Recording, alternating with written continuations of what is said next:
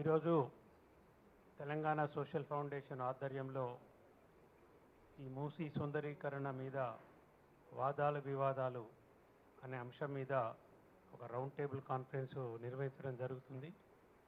ఈ round table కాన్ఫరెన్స్కు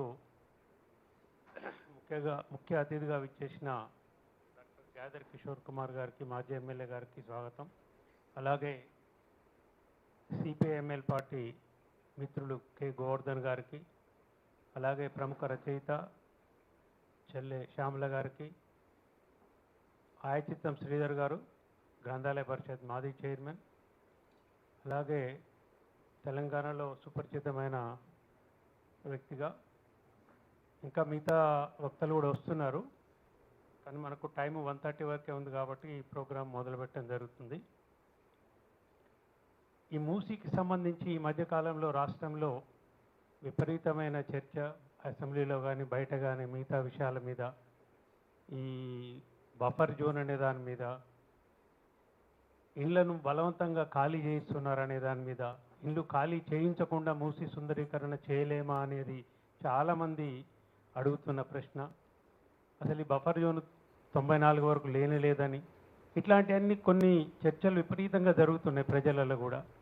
మరి Madhu ridge అపార్ట్మెంట్కి సంబంధించి చర్చ వచ్చినప్పుడు అక్కడ గాంధీ సరోవరం కడుతున్నామని, ఆ గాంధీ సరోవరానికి సంబంధించి ఆల్రెడీ బాపుఘాట్కి 60 ఎకరాలు ఉంది, అయినా కానీ ఒక 300 ఎకరాలు కావాలని, అంటే ఈ బలవంతపు భూసేకరణకు సంబంధించి కూడా 2013 భూసేకరణ చట్టం అమల్లో ఉన్నది ఇప్పుడు దేశంలో.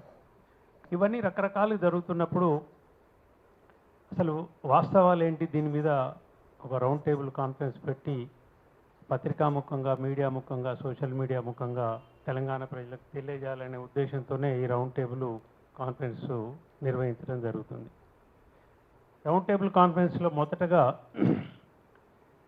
ఈ బీఆర్ఎస్పీ విద్యార్థి విభాగం వారు ఒక వారం రోజుల క్రితం ఒక కార్యక్రమము, చాలా మంచి కార్యక్రమము తీసుకున్నారు. రియల్లీ నేను పర్సనల్గా అయితే చాలా అప్రిషియేట్ చేసిన ఆ కార్యక్రమానికి సంబంధించి. ఎందుకు అంటే ఇవి మూసి బాధితులు ఎవరైతున్నారో, ఎఫెక్ట్ అవుతున్న వాళ్ళు, ఆ కాలనీలలో వాళ్ళు ఉన్న బాధలేంటి, అసలు వాళ్ళకు వచ్చిన నోటీసులు ఏంటి, వాళ్ళు ఏమంటున్నారు అనేది యాక్చువల్గా స్టేక్ హోల్డర్స్దే ముఖ్యంగా మనము ఆలోచించవలసి వస్తుంది. కాబట్టి వాళ్ళ దగ్గరికి వెళ్ళి ఒక వారం 10 రోజుల నుంచి విద్యార్థి నాయకులు ఉదయం నుంచి సాయంత్రం వరకు వాళ్ళతో మమేకమై వాళ్ళు చెప్పింది విని వాళ్ళకి సంబంధించిన కార్యక్రమాలు నిర్వహించినారు.